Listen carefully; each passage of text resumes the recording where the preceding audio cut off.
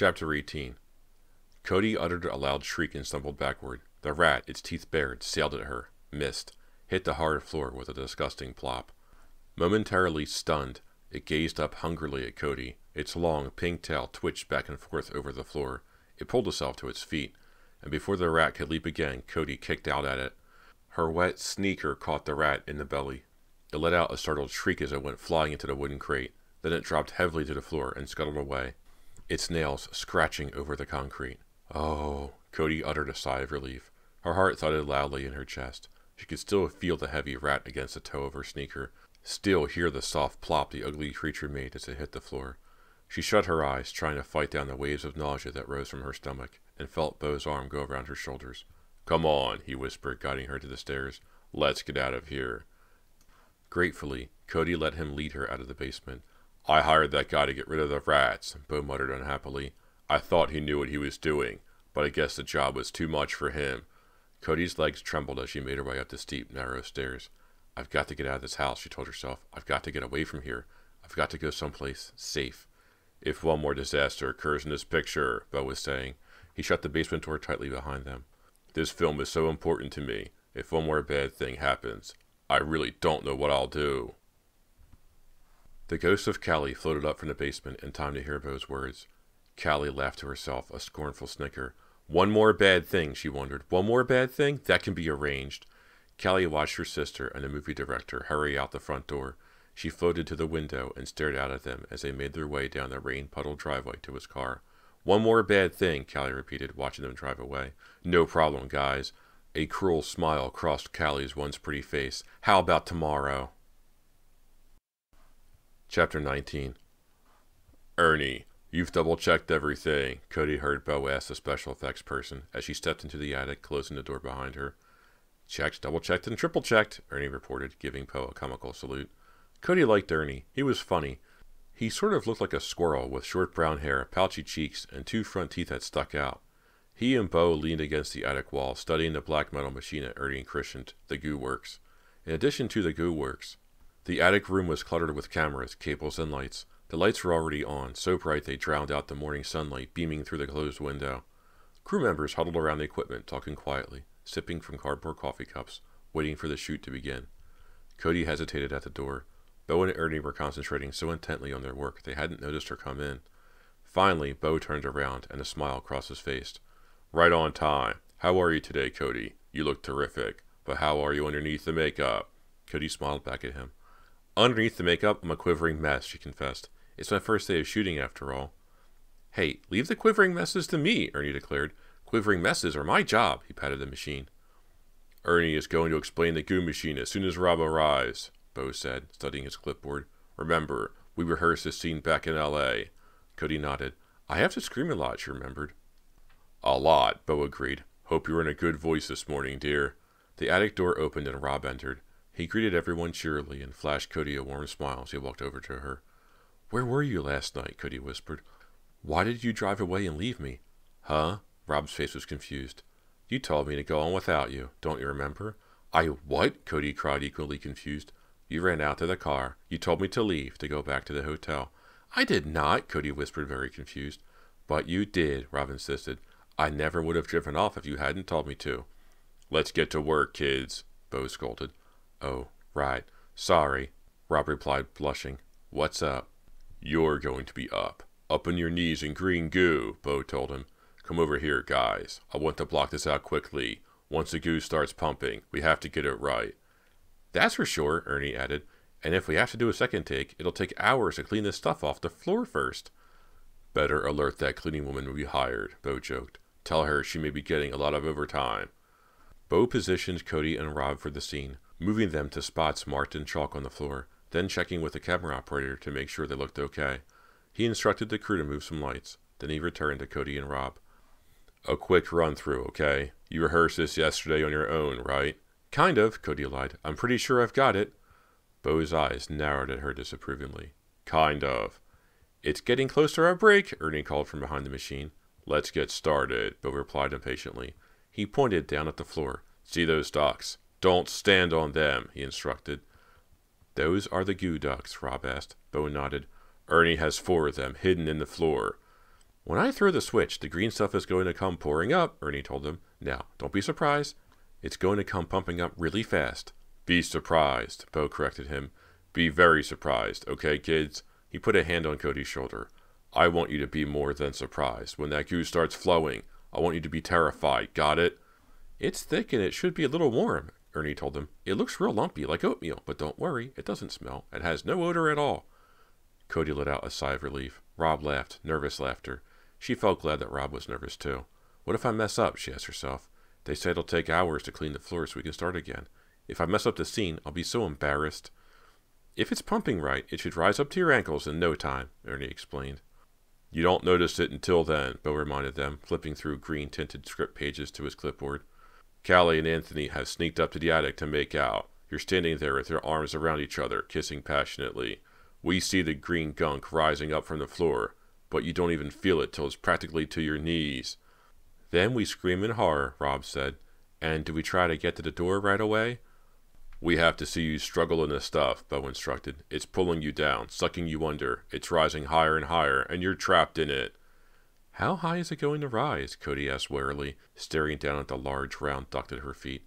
Ernie laughed. Don't worry. There's only enough goo in the machine to go up to your knees, and it's not really that sticky. Like I said, it's sort of like oatmeal.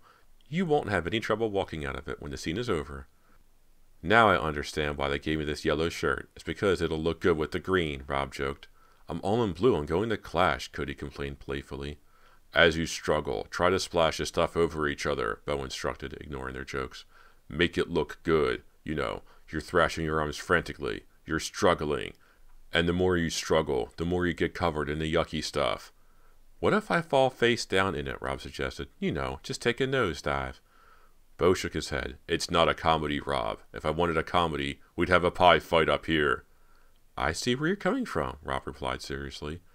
I want to see the disgust on your faces, Bo told them, turning his gaze on Cody.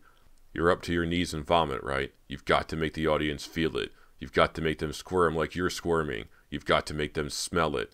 Break, everyone! A crew member called from the attic doorway. The lights were shut off. The floorboards creaked under the weight of the workers as they hurried to the stairs.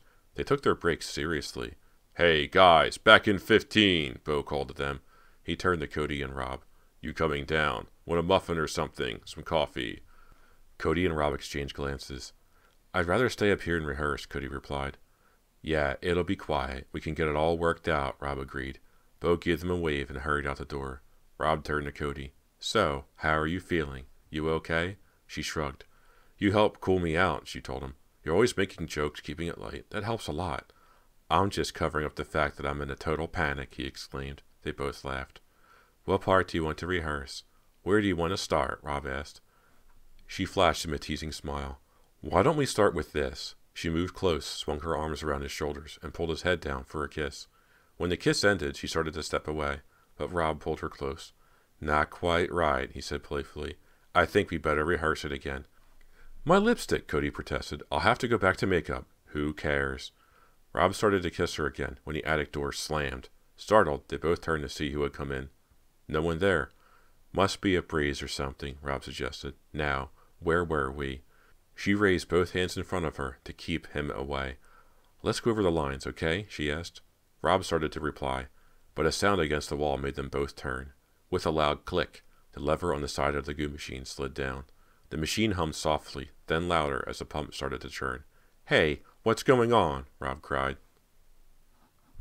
Chapter 20. Cody jumped as warm, green goo splashed up over her white sneakers. I don't believe this, she cried. The thick green liquid was spouting up from all four ducts. Something started up the machine, she realized. We've got to turn it off before it messes up the whole scene. Ow, it's hot, Rob exclaimed as the green goo splashed the leg of his jeans. Dodging around a spouting duct, her sneakers sliding over the chunky green liquid, Cody reached the machine first. She grabbed a lever and tried to tug it back up. Hey, she cried out when it wouldn't budge. The machine chugged away. Turning back, she saw the green goo spreading over the attic floor. It made a sickening plopping sound as it poured out from the four ducts. Cody tried the lever again. No success. Rob bent to help out. Cody stepped back to let him try his luck. He strained with both hands. Well, move, he cried. I can't turn it off. I thought Ernie said the stuff didn't smell, Cody exclaimed, her face twisted in disgust. The foul odor brought back a flood of awful memories. Oh, the sour aroma invaded Rob's nose, too. It smells like really sour milk, he groaned. Cody took a deep breath and held it, trying to stop the nausea that gripped her stomach. Rob gave the lever one more hard pull with both hands, putting all his strength into it. Ah! He let out a cry of frustration and stepped back. Ow! This stuff is hot. It's burning hot, Cody declared. She raised her knees up high as she backed away. The green liquid bubbled and gurgled up over her sneakers. We've got to go get Ernie and Bo, Rob cried. The lever is totally stuck. Cody started to the attic door. Ow! The machine! It must be broken. Why is the goo so hot? Her sneakers stuck. She struggled to raise them. She felt a stab of fear in her chest. It's holding me down, Rob. Me too, he called, close behind her. He leaned his weight forward, trying to move. Oh, that putrid smell! Cody heard him cry out. She spun around in time to see him fall forward, his hands shooting out to break the fall. Ow! He landed with a hard splat, then raised his head, his eyes wide with fear. I can't get up, Cody. It's holding me down. Huh? Cody let out a surprised cry. She turned back to him, her sneakers sliding in a hot green liquid. The goo made a slapping sound as it washed over her ankles and spread onto the legs of her jeans. She stretched out both hands, reached down for him. Hold on, Cody urged. I've got you. She grabbed his hands. They were sticky with goo. Thick clots of it rolled down his bare arms onto the front of his yellow t-shirt. Help me? I feel really sick, Cody. I think I'm going to hurl. She helped to pull him up. He grabbed her shoulder and hoisted himself to his feet. Stop! You're smearing it all over me, she cried. The chunky green liquid rolled over the floor like ocean waves, rolling up under their jeans, halfway up their legs. Where is everyone? Cody demanded. Can't anyone hear the pump going? Can't anyone hear that the stupid machine started up? Rob didn't reply. He was concentrating on raising one foot, then the other, making his way slowly, with enormous effort, toward the attic door. The sour aroma swept over Cody. She tried to breathe through her mouth. The gurgling, lapping green liquid rose higher, nearly to her knees. It burned her legs, clung to her jeans, splashed against her as she struggled to move. Rob made it to the door first. Cody saw that his forehead dripped with sweat. His face was bright red. He was breathing hard from his efforts. Pull the door open, Cody urged. Quick, Rob. It's up to my knees. She watched him grab the knob. His sticky hand slipped off it. He wiped his hand on a dry patch on the side of his jeans and grabbed the doorknob again. He turned it and pulled. Cody saw his face grow redder. Hey! He let out a startled cry. Hurry, Rob, she urged. It's really burning me now. My legs are on fire. Mine too, he choked out. He tugged at the door. She saw his feet slip on the thick, slimy surface. He caught his balance by throwing his shoulder against the door. Then he pulled again, pulled until his face was nearly purple. Rob, what's wrong? Cody called shrilly, struggling to reach him. He turned back to her, his eyes wide with horror. The door, he cried. It's locked. Chapter 21. It can't be, Cody cried. The hot green liquid rolled against her legs, wave after sickening wave. She kept shifting her weight, lifting her legs high, struggling not to become stuck. Rob tried the door again, pulling with all his strength. He screamed for help. There was no reply. She saw his hand slip off the doorknob again, saw him stumble backward. The sticky green goo swept up against Rob's waist. He turned to her, his features tight with fear. Didn't Ernie say there's only enough goo to come up to our knees? Cody nodded. It won't go much higher, she said, trying to sound hopeful. It'll turn off any second now. But so far, everything Ernie had said had been wrong. They should be back from their break, Rob said, pounding with both fists at the attic door. Where are they? He screamed again. Still no reply.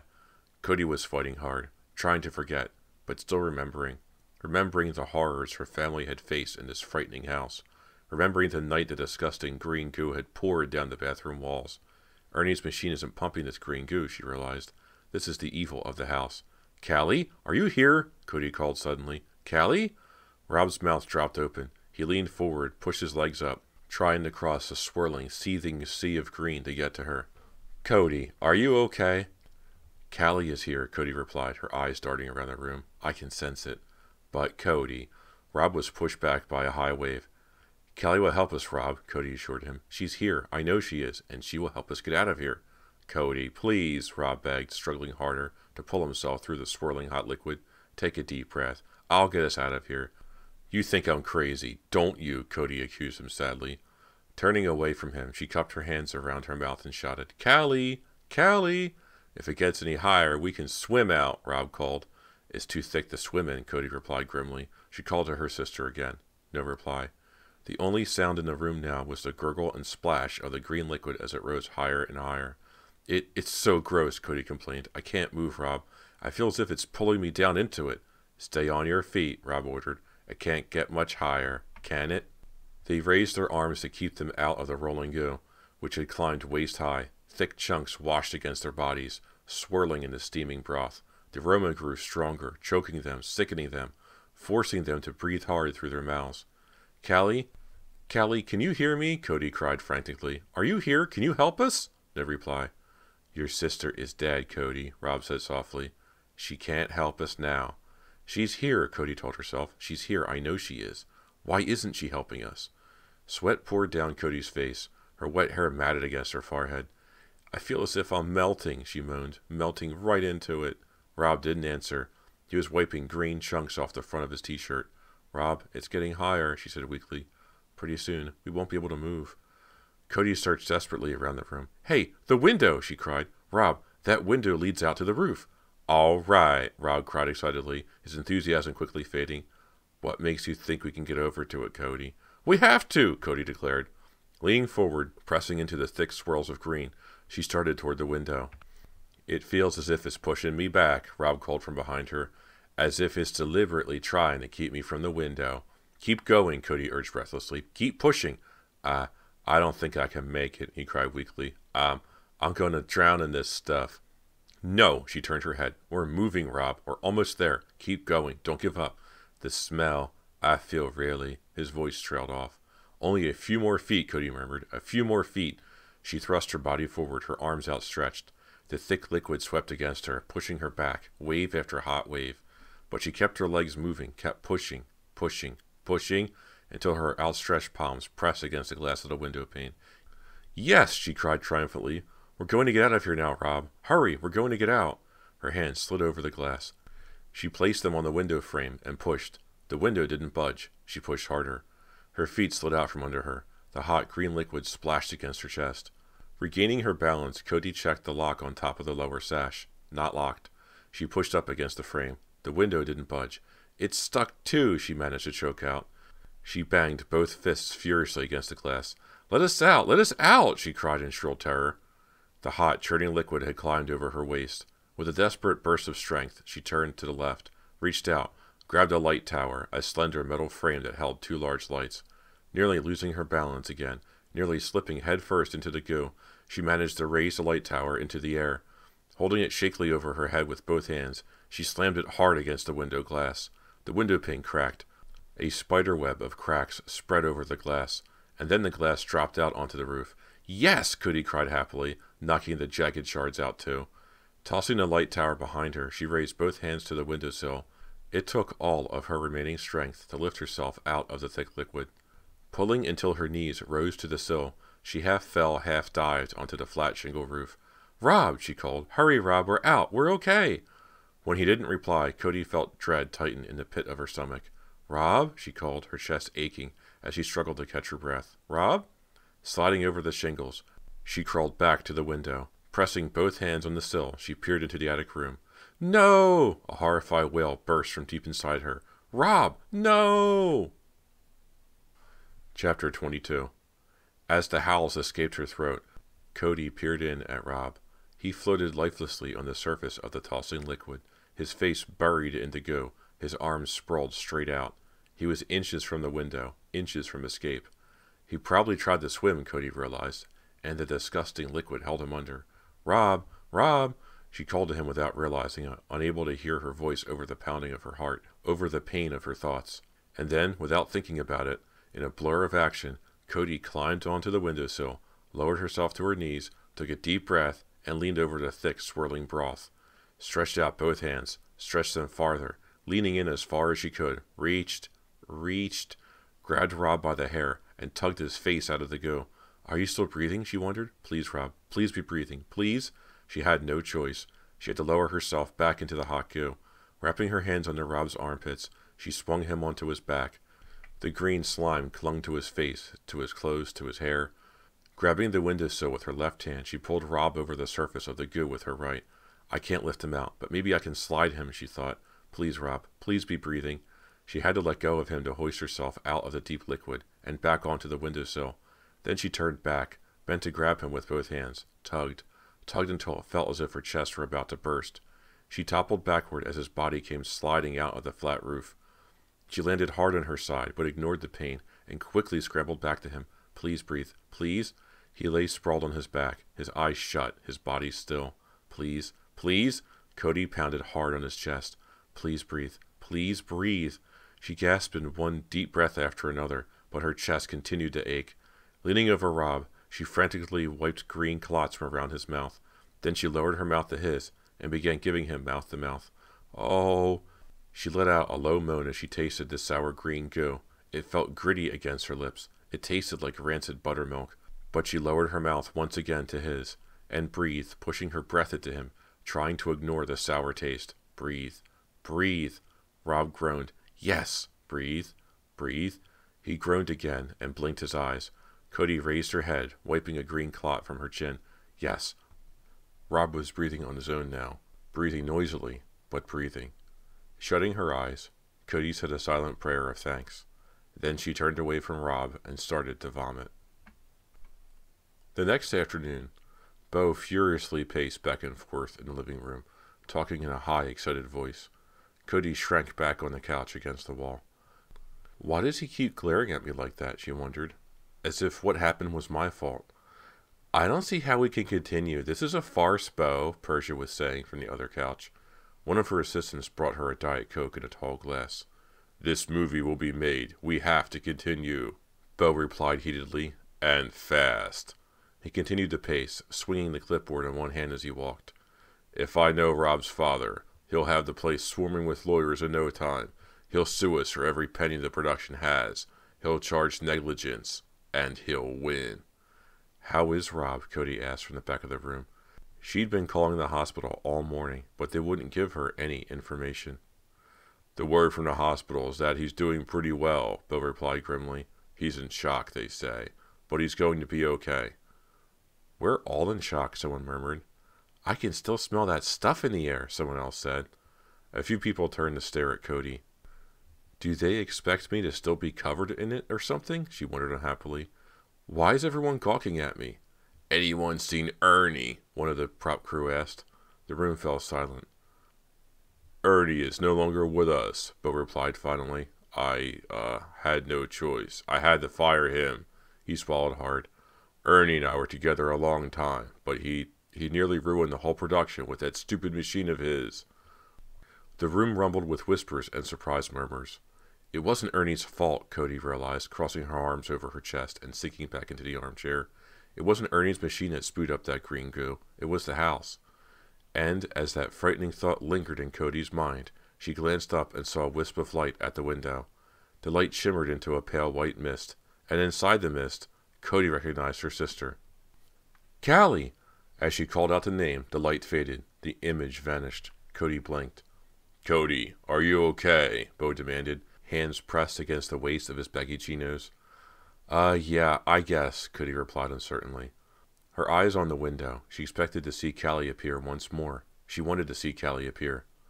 We're lighting the dining room for tomorrow morning, Beau told them. We'll shoot the attic scene later. He checked through some pages on the clipboard. Then he gazed at the middle-aged actor sitting beside Persia on the couch. This will be your first scene, Bert, he said. Cody turned her attention to Bert Martindale, the actor chosen to play her father. He had just been cast and arrived on the set late. Cody had said hello to him, nothing more. He seemed friendly. He had twinkling blue eyes under his thinning blonde hair and a warm smile. It bothered Cody that Bert didn't look at all like her real father, but she told herself this was the movies. I hope I have an easier time of it than you, Bert called across the room to Cody. I hope so, Cody replied, sighing. Do you know how to swim? Persia asked Bert dryly. Not funny, Persia, Beau said sternly. No jokes, I mean it. He glanced nervously around the room. Marge and Noah, where are you? Marge Anderson raised her hand above her head and waved at Beau. She was a frail-looking actress with short blonde hair and a fretful expression, chosen to play Cody's mother. Marge was very shy and quiet, Cody had discovered during their rehearsals in Los Angeles. She sat near the window beside Noah Klein, the 10-year-old who played Cody's brother James.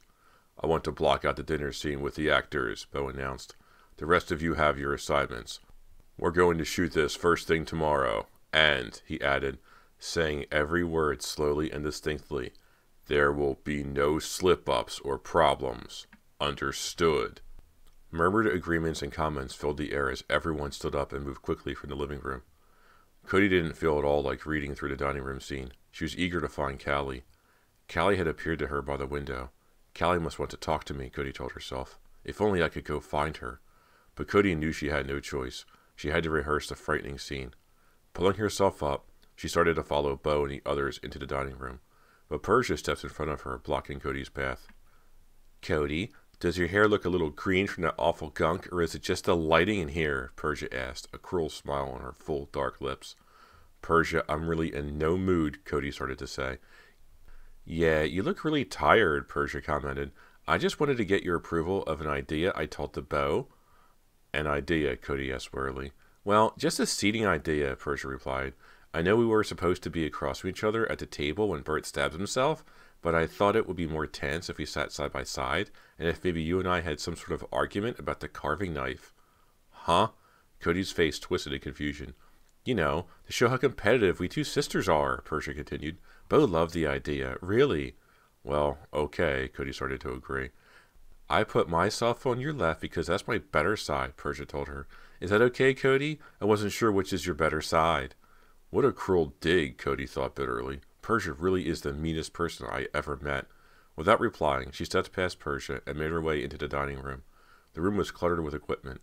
Workers from the lighting and sound crew scrambled over every inch, preparing for the next morning's shoot. Two young women, the prop master and her assistant, were busily setting the table. Cody eased around a boom mic, then started toward Bo and the others at the head of the table. But the object lying in the center of the white linen tablecloth made her stop and stare. A large, black-handled carving knife. The fat blade gleamed under the harsh overhead lights. Cody's vision blurred, and in the shimmery glow of that knife blade, she saw her real family, Callie and James and her mother and father, sitting around a table in this same dining room 2 years ago. Such a happy scene.